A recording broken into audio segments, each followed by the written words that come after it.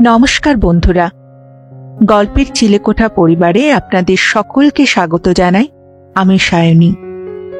আজ আমাদের নিবেদন বিখ্যাত লেখিকা শ্রীমতী সুচিত্রা ভট্টাচার্য রচিত গল্প ঝিনুক খোঁজার বেলায়। গল্পটি কেমন লাগলো কমেন্টে জানাবেন। যদি ভালো লাগে লাইক করবেন, আর চ্যানেলটিতে যদি নতুন হয়ে থাকেন সাবস্ক্রাইব করবেন। তবে চলুন আর দেরি করব না, শুরু করি আজকের গল্প। শ্রীমতী সুচিত্রা ভট্টাচার্য রচিত ঝিনুক খোঁজার বেলায়।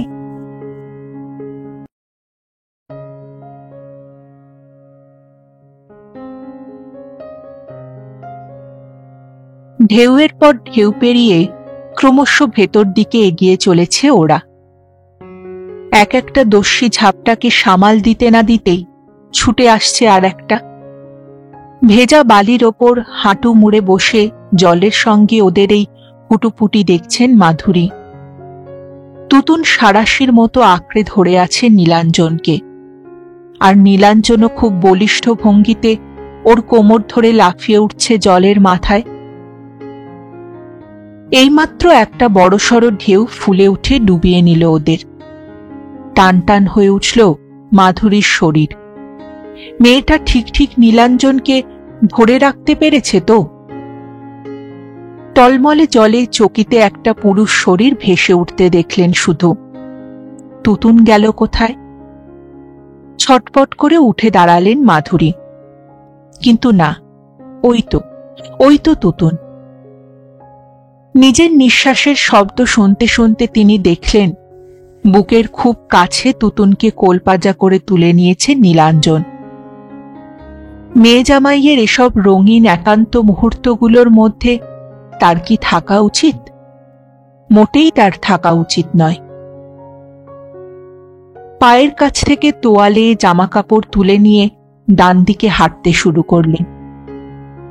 বিশাল অর্ধবৃত্তাকার অংশ জুড়ে শুধু জল আর জল। নীলচে সবুজ জল গড়াতে গড়াতে একেবারে আকাশের কাছাকাছি পৌঁছে ঘন নীল। কিছু দামাল ঢেউ পেরিয়ে গেলেই সমুদ্র কি অদ্ভুত রকমের গাঢ় আর গম্ভীর। মাঝ সমুদ্রের কোনো কোনো ঢেউয়ের মাথায় মুক্তোর মুকুটের মতো ফুটে উঠেই মিলিয়ে যাচ্ছে এক ঝলক ধবধবে ফেনা। দূরে কালো বিন্দুর মতো জেলেদের নৌকাগুলো টিপটিপ। মাধুরী এগিয়ে গিয়ে পা ছোয়ালেন জলে। দেবতোষের সঙ্গে বহু বছর আগে একবার পুরী বেড়াতে এসেছিলেন মাধুরী। তুতুন তখনও হয়নি। মেয়ের মতোই জলকে ভয় পেতেন মাধুরী। দেবতোষ জোর করে টেনে জলে নামিয়েছিলেন যদিও। শাড়ির আঁচল আঁটো করে কোমরে গোজা, তবুও বারবার এলোমেলো হয়ে যায়। হাসতে হাসতে দেবতোষ সামলে দিচ্ছেন। দুরন্ত জল ঝাঁপিয়ে পড়ছে বুকে, কোমরে। ডুবন্ত বালিতে সজোরে পা চেপে মাধুরীও হাঁপাচ্ছেন।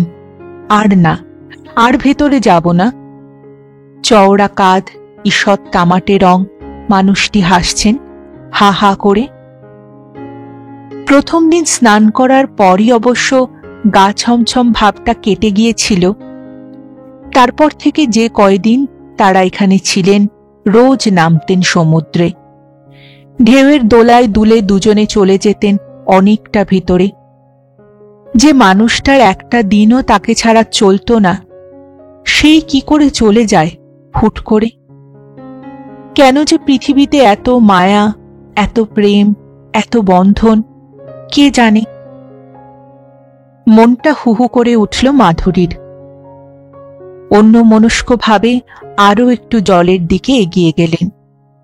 সাদা ফেনায় ভিজে যাচ্ছে শাড়ির পাড়। এদিকে লোকজন বিশেষ স্নান করে না।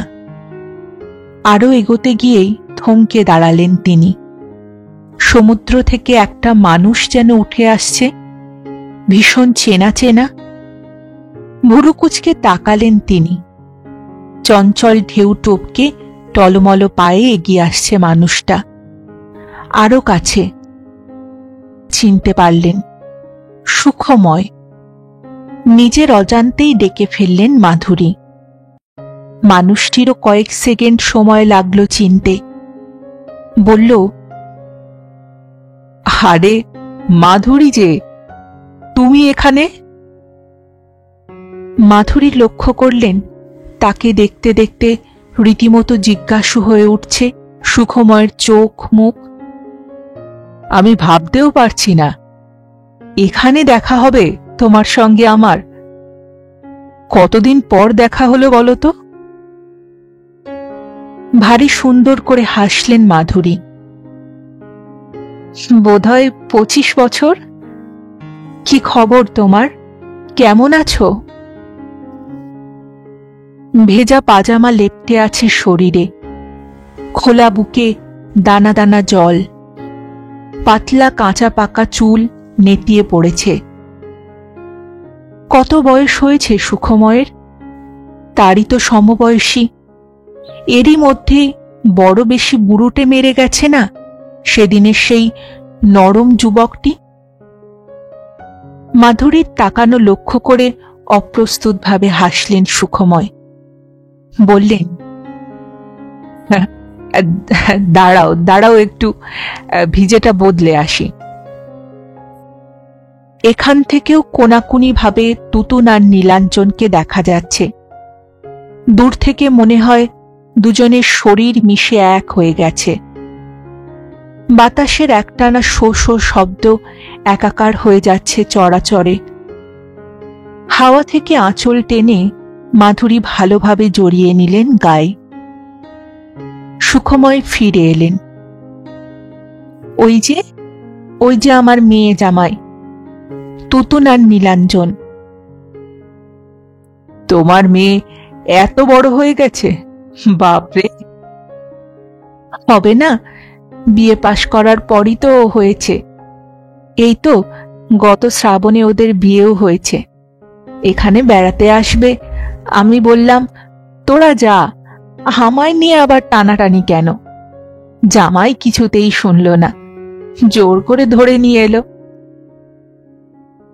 বেশ করেছে। তোমার ওই একটা মেয়েই বুঝি?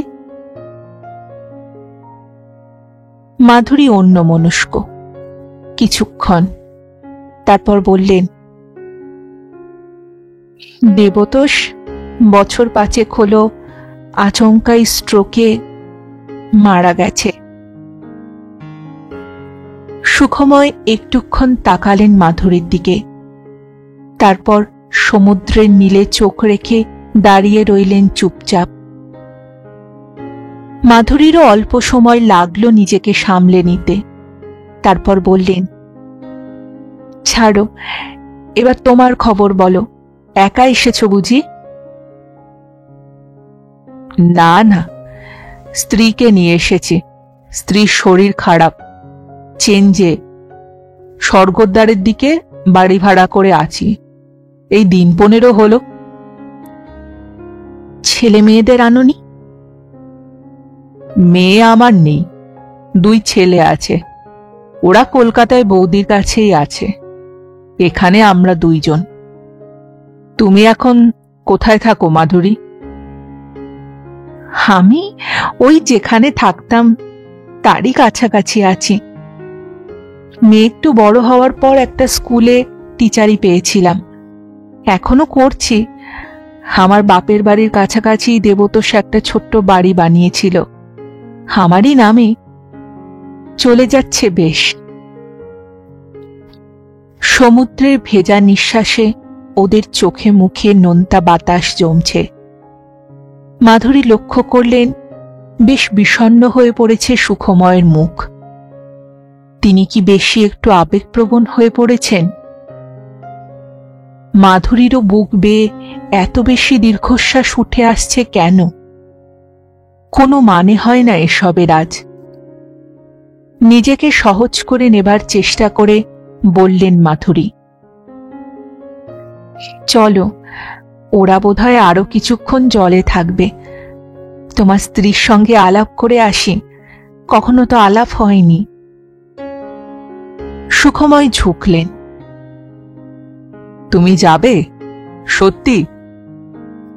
আচ্ছা দাঁড়াও, আমি বরং ওদের একটু বলে আসি। তুমিও এসো না, ওদের সঙ্গে আলাপ হয়ে যাবে। হাঁটতে হাঁটতে মাধুরী থমকালেন সামান্য। হঠাৎ তিনি সুখময়ের সঙ্গেই যেতে চাইলেন কেন? তবে কি এই মুহূর্তে সুখময়ের সাহচর্য চাইছেন, নাকি যে মানুষটা একসময় তার জন্য পাগল হয়ে উঠেছিলেন তার প্রিয়া কেমন সেটা দেখার লোভ সামলাতে পারলেন না। সুখময় বললেন, তোমার সঙ্গে এতদিন পর দেখা হয়ে কি যে ভালো লাগছে। মাধুরী মনে মনে বললেন, আমারও খুব ভালো লাগছে। পরিচয় পর্ব সারার পর ভদ্রমহিলা নিজের অসুখ, সংসার আর স্বামীর গল্প শুরু করলেন। অস্বস্তিতে পড়লেন সুখময়। উঠে দাঁড়ালেন, বললেন, মাধুরী, তুমি কি একটু চা খাবে? তাহলে বাইরে থেকে নিয়ে আসতে পারি। সুখময় স্ত্রীও ব্যস্ত হয়ে উঠলেন, নিয়ে আসতে পারি কি গো, নিয়ে এসো। সুখময় বেরিয়ে যাওয়ার পর দরজার দিকে তাকিয়ে বড় একটা নিঃশ্বাস ফেললেন সুখময় স্ত্রী। বললেন, আপনার বন্ধুটিকে নিয়ে আর পারি না ভাই। সারাক্ষণ আমার অসুখ নিয়ে এত পুতুপুতু করে, যত বলি বয়স হয়েছে, এখন আর অত ধকল সইবে না, কে শোনে কার কথা? আমার হাপের টান উঠলে উনিও সারা রাত জেগে বসে থাকবেন। আমায় ফেলে কোথাও একা যেতে চান না। হে, আমি দুদিন হলো জোর করে সমুদ্রে পাঠাচ্ছি। মাধুরীর বুকটা সামান্য খচখচ করে উঠল যেন। মুখে তবুও আলগা হাসি ফোটালেন। আপনার যা শরীর, সুখময়ের উচিতই তো আপনাকে সবসময় কোম্পানি দেওয়া, তাই নয় কি? হ্যাঁ, সে তো ঠিকই, কিন্তু সবকিছুরই তো একটা সীমা আছে বলুন। হাঁপানি রোগে কি কেউ তাড়াতাড়ি মরে? মাঝে মাঝে এমন আদিক্ষেতা করেন আপনার বন্ধু, লজ্জায় মরে যাই আমি। ভদ্রমহিলা কি একটু নির্লজ্জ প্রকৃতির? নইলে একজন সদ্য পরিচিতের সঙ্গে কেউ এসব কথা কেন আলোচনা করবে? মাধুরী মনে মনে বিরক্ত হলেন। ভদ্রমহিলা তাকে বেশি বেশি করে শোনাতে চাইছেন না তো? মাধুরীর চেয়ে বয়সে ছোট, তবুও তো বয়স কম হয়নি। চা খেয়ে আর বসলেন না মাধুরী। সুখময় তাকে হোটেল অবধি পৌঁছে দিয়ে চলে যাবার পর তুতুন খিলখিল করে হেসে উঠল। এই সেই তোমার নীরব প্রেমিক, তাই না? নীলাঞ্জন ভাঁজ ভাঙা পাঞ্জাবি পরছে ফিরে এসে, ঘন চুল পাটে পাটে সাজানো। এতক্ষণ জলে থাকার দরুন একটা সতেজ ভাব এসেছে মুখে। মাধুরী আর চোখে জামাইকে দেখে নিয়ে সলজ্জে হাসলেন। তুতুন আবার বলল, এই জানো, মা যখন কলেজে পড়তো না, তখন এই ভদ্রলোক মার জন্য পাগল হয়ে উঠেছিলেন। এদিকে মা তখন বাবার প্রেমে মশগুল। মার বিয়ে হয়ে যাওয়ার পর ভদ্রলোক নাকি ওই কলেজ ছেড়ে অন্য কোথায় চলে গিয়েছিলেন। মজার না? নীলাঞ্জন মুচকি হাসল। ভদ্রলোককে দেখেই খুব ইমোশনাল মনে হয়। তুতুন হেসে গড়িয়ে পড়ল। বাহ, তুমি এত স্টাডি করেছ! আমারও যেন কেমন বোকা বোকা লাগছিল। কিরকম আমার দিকে ফ্যাল ফ্যাল করে তাকিয়েছিলেন বলো তো? মাধুরীর ভুরু কুঁচকে উঠল। বড়দের সম্পর্কে ওরকম ভাবে কথা বলো না। দুপুরে একা ঘরে শুয়ে ঘুম এলো না মাধুরীর। সমুদ্রে স্নান করেননি আদৌ, তবুও সমুদ্র স্নানের ক্লান্তি যেন তার সারা শরীরে। পাশের ঘরে তুতুন আর নীলাঞ্জন ঘুমাচ্ছে। তুতুনটা এখনো সেই ছেলে মানুষই রয়ে গেল। ডাইনিং হলেই ঢুলতে শুরু করেছিল। খেয়ে এসে আর এক মুহূর্ত দেরি করেনি, ঝাঁপিয়ে পড়েছে বিছানায়। একা একা বারান্দায় বসেছিল নীলাঞ্জন। মাধুরীও কিছু পরে গিয়ে বসেছিলেন পাশে। সামনের এই টানা বারান্দাতে এলেই একেবারে মুখোমুখি নীল সমুদ্র। খাঁ খাঁ করছে সোনালি তটভূমি। রোদের ঝাঁজ আজ যেন বড় বেশি। সূর্য তার সব উত্তাপ উজাড় করে দিচ্ছে সমুদ্রকে। এত উত্তাপেও কিন্তু নিজের কোমল শীতলতা তবুও হারাচ্ছে না সাগর। মাঝে মাঝেই আঁচলা ভরে ঠান্ডা বাতাস পাঠিয়ে দিচ্ছে এদিকে। বড় ভালো লাগছিল বসে থাকতে মাধুরীর। টুকটাক কথার ফাঁকে সিগারেট টানছিল নীলাঞ্জন। পোড়ো তামাকের মেজাজি আমেজ ছাড়াও নীলাঞ্জনের শরীর থেকে ভীষণ চেনা একটা পুরুষ গন্ধ এসে লাগছিল মাধুরীর নাকে। দেবতোষের শরীরেও ঠিক এই ধরনেরই গন্ধ পেতেন না? এলোমেলো বাতাসে নীলাঞ্জনের রেশম চুল উঠছে এদিক ওদিক। চেয়ারের হাতলে সবল হাত পড়ে আছে অলসভাবে। দেখতে দেখতে কোথায় যেন হারিয়ে গিয়েছিলেন মাধুরী। ভাগ্যিস আরেকটু হলেই কোনই অবধি সাদা পাঞ্জাবি গোটানো রোমশ সেই তামাটে হাতে হাত রাখার প্রলোভন কি তিনি সামলে উঠতে পারতেন? কি যে আজকাল হয় তার। মায়াবী যুবকটিকে যখন তিনি চুরি করে দেখছিলেন বারবার, তখনই ঘর থেকে তুতুনের ঘুম জড়ানো আহ্লাদি গলা ভেসে এসেছিল। তখনই উঠে পড়েছিলেন মাধুরী। ছি ছি, এসব কি আবোল তাবোল পাগলামি আজ ভর করেছে তাকে। অদ্ভুত শূন্যতা, নিঃসীম এক আকুতি ভেতরে জেগে উঠতে চাইছে বারবার। বিছানায় এপাশ ওপাশ করতে থাকলেন তিনি। কান মাথা ঝাঁঝা করছে তার। চোখ বুজে বিছানা হাতড়ালেন। কাউকে খুঁজছেন যেন। কলকাতায় হাজার কাজের মধ্যে ডুবে থাকার জন্যই কি নিজেকে তার এত নিঃসঙ্গ মনে হয় না? নাকি আজ সুখময়দের দেখে বুকের ফাঁকা জায়গাটায় কাঁটার খোঁজা লাগছে? বারবার কে যেন হাতুড়ির ঘা মেরে চলেছে বুকে। বাতিল, বাতিল, তুমি এখন বাতিল। সত্যিই কি তবে বাতিল হয়ে গেছেন তিনি জীবন থেকে, সময়ের ওঠাপড়া থেকে? কোনো মানুষ কি কোনোদিনও বাতিল হতে চায়? একেবারে বাতিল, একা, নিঃসঙ্গ। খাট থেকে নেমে ঢকঢক করে জল ঢাললেন গলায়। ঘাড় গলা ঘামে ভিজে সপসপে।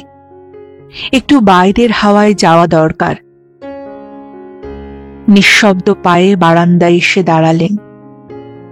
নীলাঞ্জন শোয়ার আগে ভালোভাবে দরজা বন্ধ করতে ভুলে গেছে। একটুও যদি কাণ্ডজ্ঞান থাকে। অজানা জায়গা, অচেনা মানুষজন।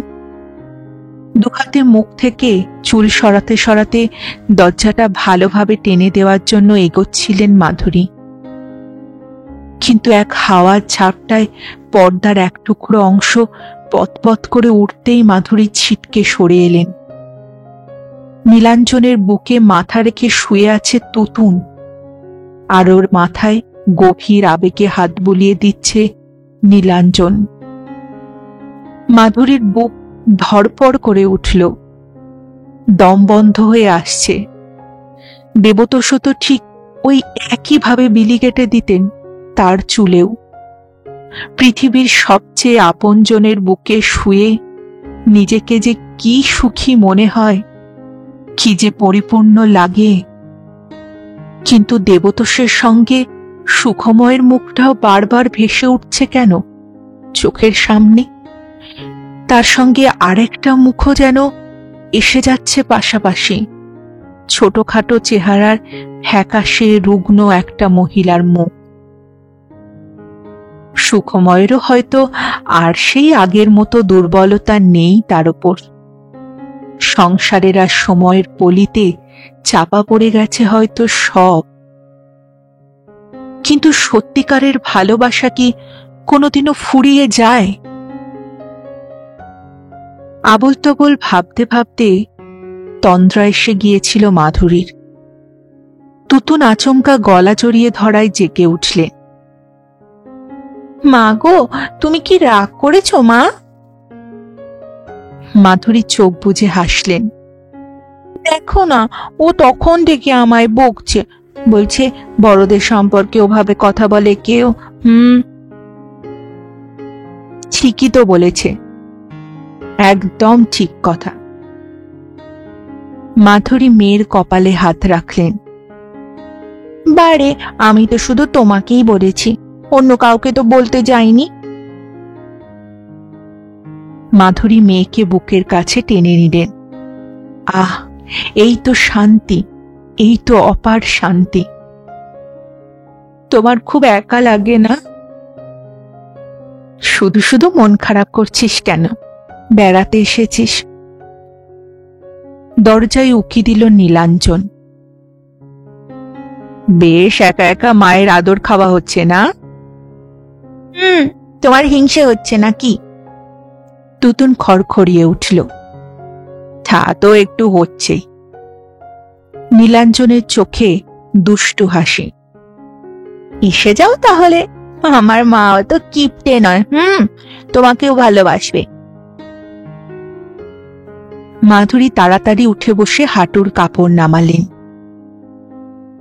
তোরা দুটোতে রাত দিন যে কি খুনসুটি করিস!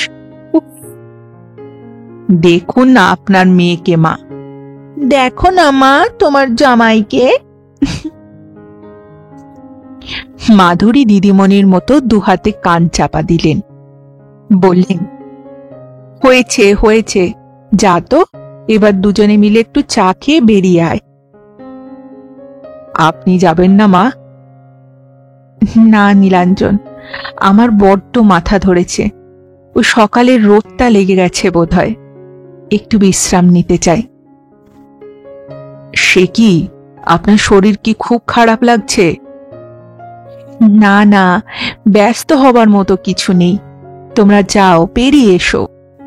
আর এই তুতুন, তোর গাঢ় নীল পিওর সিল্কটা পরবি। ওরা বেরিয়ে যাওয়ার পর একা বারান্দায় এসে বসলেন মাধুরী। মাথাটা এখন বেশ হালকা লাগছে। অনেকক্ষণ এভাবে বসে রইলেন। সময়ের মনে সময় সরে গেল। একটু একটু করে বহুরূপীর মতো রং পাল্টালো সমুদ্র। পূর্ণিমার চাঁদ সোনার চাঁদোয়া বিছিয়ে দিল গাঢ় নীল জলের বুকে। হীরের কুচির মতো দূরে চিকচিক করছে সাদা ফেনা। সমুদ্র তার সব তাপ, গভীরতা, ঔদার্য বাষ্প করে পাঠিয়ে দিচ্ছে বুঝি। শরীর মন সব জুড়িয়ে গেল মাধুরীর। কি প্রশান্তি! রেলিং ধরে ঝুঁকে দাঁড়ালেন। সমুদ্র তাকে যেন নতুন করে জীবনের মানে বুঝিয়ে দিল। কিছুই আসলে হারায় না আমাদের, বাতিল হয়ে যায় না। মিছেই তিনি সারাটা দুপুর ছটফট করে মরলেন। ভালোবাসা, সুখ, তৃপ্তি সবই যে ফিরে আসে, তবে নতুন ভাবে। কখনো তা উদ্দাম উচ্ছল, আবার কখনো তা গভীর গাঢ় তন্ময়তায় আচ্ছন্ন, ঠিক এই বিশাল জলরাশিরই মতো। খাওয়া দাওয়ার পর রাতে যখন মাধুরী আবার বারান্দায়, তুতুন আর নীলাঞ্জনও এসে বসল তার পাশে। নীলাঞ্জন শিশুর চপলতায় বলল, আপনাকে কিন্তু কাল সমুদ্রে নামতেই হবে মা। মাধুরী বললেন, না বাবা, আমার বড় ভয় করে। ভয় কি, আমি আপনাকে নিয়ে যাব। এবার মাধুরী অবিকল দেবীর ভঙ্গিতে হেসে উঠলেন। আমাকে ও কথা বলো না নীলাঞ্জন, দুরন্ত ঢেউয়ের পাগলামিকে সত্যি আমার বড় ভয়। থাকো সব কথা, তোমরা আজ কেমন বেড়ালে বলো তো? জানেন মা, অনেক দূর অব্দি আজ হেঁটে হেঁটে চলে গেছিলাম, সমুদ্রের ধার ধরে। উচ্ছ্বসিত হয়ে এবার বিকেলের গল্প বলে চলল তুতুন। তোমাকে তো বলাই হয়নি, তোমার সেই ভদ্রলোকের সঙ্গে দেখা হয়েছিল, সঙ্গে তার স্ত্রীও ছিলেন। ইস, কি রোগা আর ফ্যাকাশে চেহারা। কথা বলতে বলতেই তুতুন সকালের মতোই ভেঙে পড়ল হাসিতে। এখন মনে হয় তোমার জন্য আর প্রেম টেম নেই। স্ত্রীর পিঠে হাত রেখে দারুণ রোমান্টিক ভাবে হাঁটছিলেন। নীলাঞ্জন দুপা ছড়িয়ে দিয়েছে রেলিং এর ওপর। কাল সকালেই এখানে আসবেন বলেছেন মা, আমাদের সঙ্গেই সমুদ্রে নামবেন। উনিই তো বললেন আপনাকেও জলে নামানোর কথা। মাধুরীর বুকটা এবার কেঁপে উঠল। তুতুন আচমকা গলা জড়িয়ে ধরল তার। ও মামা, প্লিজ না বলো না, সবাই মিলে বেশ অনেকটা ভেতরে চলে যাব, তোমার কিচ্ছু ভয় নেই, ও তোমাকে ধরে রাখবে, দেখো। মাধুরী হেসে ফেললেন। ও যদি আমাকে ধরে তবে তোকে কে সামলাবে? তুতুন আরো জোরে হেসে গড়িয়ে পড়ল। সেসব নিয়ে তুমি ভেবো না মা। কেন, ওই ভদ্রলোক তো থাকবেন। উনি আমার মধ্যে সেই আগের তোমাকে খুঁজে পেয়েছেন বোধহয়, বিকালেও আমার দিক থেকে চোখ ফেরাতে পারছিলেন না। তুমি দেখো, আমাকে উনিই ঠিক সামলে নেবেন। তুতুন বড় ফাজিল হয়ে উঠছে। মাধুরী লক্ষ্য করলেন বউকে থামানোর জন্য নীলাঞ্জন বারবার চোখ পাকাচ্ছে। সামাল দিলেন তিনি, বললেন, বেশ বেশ, কত ভেতরে যেতে পারবি তোরা? আর এই যে নীলাঞ্জন, তুমি কতটা নিয়ে যেতে পারো দেখব আমি। নীলাঞ্জনের চোখ মুখ ঝলমল করে উঠল। সত্যি মা, সত্যি আপনি নামবেন? গাঢ় সমুদ্রের দিকে তাকিয়ে বড় রহস্যময় হাসলেন মাধুরী। তারপর বললেন, তোমাদের দুজনকে আজ একটা কথা বলি শোনো। যারা সমুদ্রের তীরে স্নান করে তারা কখনোই ততটা গভীরে যায় না নীলাঞ্জন। সমুদ্রের যত উচ্ছ্বাস ওই তীরের কাছেই। ভেতরে যাও, দেখবে কি গভীর আর শান্ত হয়ে থাকে সমুদ্র, অথচ জল কিন্তু একই। যেখানে ওই আকাশ এসে মিশেছে সাগরে, সেখানে দেখবে কি অদ্ভুত প্রশান্তি। তুতুন আর নীলাঞ্জন কেউই মাধুরীর এই আচমকা আবেগের মানে খুঁজে পাচ্ছে না। পরস্পর তাই মুখ চাওয়াচাই করছে। মাধুরী গভীর চোখে বললেন, তোমাদের ঘুম পাচ্ছে নিশ্চয়, যাও শুয়ে পড়ো। পরদিন খুব ভোরে, সূর্য যখন সমুদ্র থেকে উঠে আসেনি, গাঢ় কুয়াশায় ঢেকে আছে আকাশ, সমুদ্র, বিশ্ব চরাচর, তখন মাধুরী উঠে পড়লেন বিছানা ছেড়ে। আরো কিছু পরে তুতুন, নীলাঞ্জন তাকে ঘরে না পেয়ে খুঁজতে বেরিয়ে দেখল অনেক দূর থেকে সিলুটের মতো ছায়া ছায়া মাধুরীকে দেখা যায়। আপন মনে ভেজা বালি থেকে একটার পর একটা ঝিনুক তুলছেন, আর মাঝে মাঝেই চলে যাচ্ছেন জলের খুব কাছাকাছি। ওরা তাকে ডাকতে গিয়েও ডাকল না। গড়ানে আকাশের গায়ে তখন সূর্যটা নতুন করে আবার আলো ছড়াতে শুরু করেছে। ওরা ডাকতে গিয়েও ডাকল না মাধুরীকে।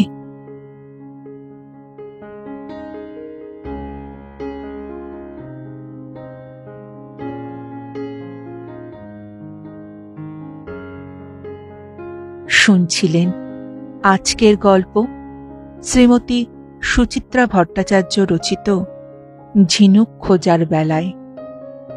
ফিরে আসছি আরেকটি নতুন গল্পের সঙ্গে কিছুদিনের মধ্যে। ততদিন ভালো থাকবেন, সুস্থ থাকবেন এবং গল্পে থাকবেন।